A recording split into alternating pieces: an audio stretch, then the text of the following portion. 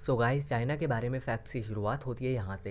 ये जो फोटो आप लोग देख रहे हैं, नॉर्मल सा दिखने वाला 13 साल का चाइनीज़ बच्चा, इसका नाम है वोंग जेंगयांग। बिल्कुल पतीले जैसा नाम है। इसने अपने स्कूल के कंप्यूटर सिस्टम को हैक कर लिया था। क्यों? क्योंकि उसे अपने होमवर्क के आंसर्स के बारे में जानना था। तो वहाँ का 13 साल का बच्चा जब इतनी ढंग की हैकिंग जानता है, तो सोचो वहाँ के जो प्रोफेशनल हैकर्स हैं, जिनको गवर्नमेंट हायर करती है वहाँ की, उनको कितने अच्छे से हैकिंग अटैक्स परफॉर्म करने आते होंगे। इसीलिए आपको बोला जाता है कि चाइनीज़ मालवेयर से, चाइनीज़ एप्लीकेशन से दूर रहिए, बहुत ही डेंजरस होते हैं ये। चलते हैं नेक्स्ट फैक्ट की तरफ। विनी द पू हम सबने बच्चों ने बहुत देखा होगा, मैं भी सुबह उठ के बहुत देखता था।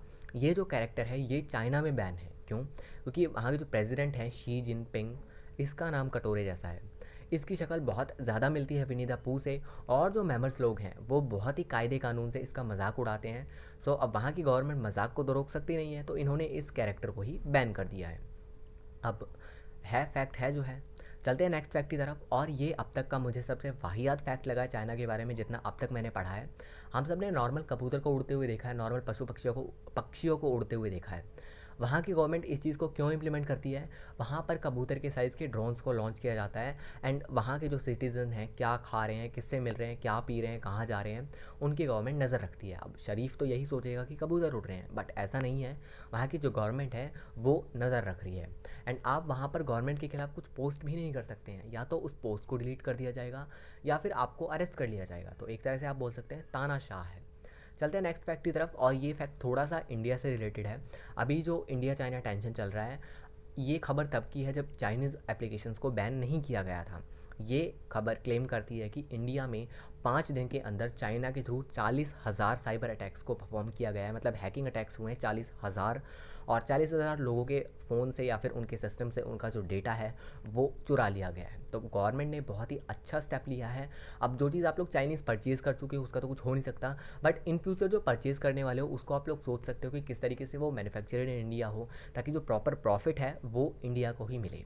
चलते हैं नेक्स्ट फैक्ट की तरफ। और ये शायद आप लोग जानते होंगे कि चाइना में यूट्यूब, फेसबुक, व्हाट्सएप, ट्विटर और याहू, ये सारी चीज़ें बैन हैं। गूगल, ये सारी चीज़ें चाइना में बैन हैं, क्योंकि उनके पास इनके खुद के ऑल्टरनेटिव्स हैं और गवर्नमेंट नहीं चाहती है कि उनका डेटा उनकी कंट्री से बाहर जाए। जैसे वीगो, वी चैट और बिंग, ये सारी चीज़ें वहाँ पर अवेलेबल हैं, जिनके साथ ही उनका जो मतलब कोटा है वो पूरा हो जाता है। मतलब उनको इन चीज़ों की ज़रूरत नहीं पड़ती है। तो उनकी गवर्नमेंट प्रॉपरली इस चीज़ पे मेंटेन रहती है कि उनका डेटा उनकी कंट्री से बाहर ना जाए। और हम सब ने ग्रेट वॉल ऑफ चाइना के बारे में सुना है। सेम चीज़ होती है great fire wall of China. मतलब फायरवॉल का काम क्या होता है? बेसिकली आपके सिस्टम में वायरस को ना घुसने देना।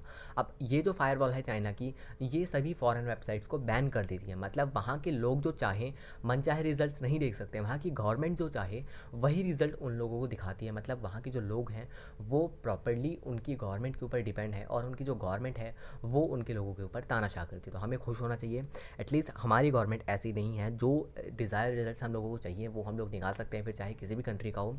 सो थोड़ी बहुत चीज़ें आप लोग इंप्लीमेंट कर सकते हो। और ये फैक्ट होपफुली आप लोगों को अच्छे लगे होंगे। अच्छे लगे वीडियो को लाइक कर दो, चैनल को सब्सक्राइब कर दो, बेल आइकन को प्रेस कर दो। और अगर आप लोग चाहते हो और भी